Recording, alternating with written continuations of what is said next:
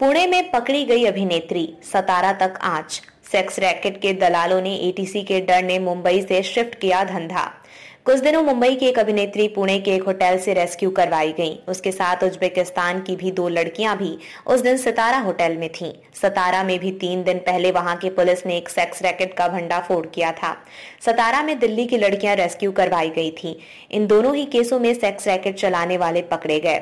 मुंबई की अभिनेत्री के बारे में पता चला कि वो पुणे के होटल में कई दिनों से रुकी थीं।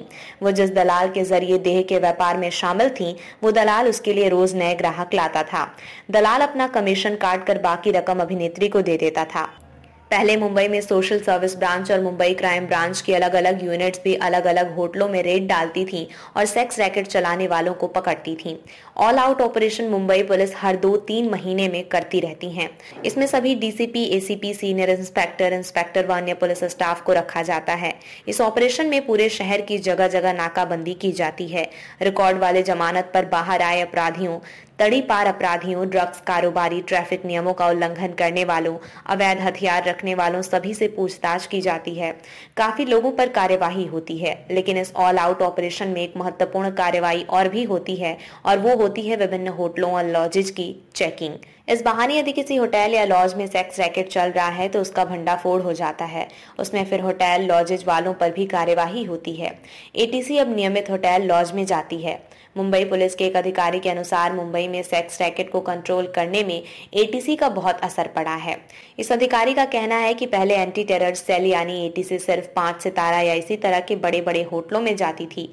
होटल के रिसेप्शनिस्ट से उन विदेशियों के पासपोर्ट की डिटेल मांगती थी जो होटल में रुके हैं और फिर इन विदेशियों की बैकग्राउंड और उनके मुंबई में टिके रहने तक उन पर नजर रखती थी। लेकिन अब एटीसी के लोग नियमित रूप से छोटे छोटे होटलों और लॉजेस में भी जाते हैं जिसके नाम कमरा बुक हुआ है।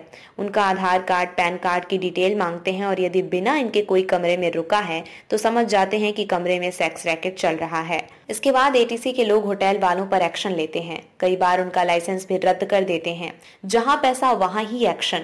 एक पुलिस अधिकारी ने माना कि यदि 2 बालिग आधार कार्ड, पैन कार्ड देकर कोई कमरा बुक कर रहे हैं और अपनी मर्जी से कुछ निजी पल बिताने वहां आए हैं तो हम इन पर एक्शन नहीं लेते, क्योंकि हमें पता है कि मुंबई में 30 से 40% लोग स्लम में रहते हैं और उन्हें अपने पार्टनर के साथ कुछ निजी पलों के लिए घर में प्राइवेसी नहीं मिलती। ऐसा ही फ्लैट वालों का भी है।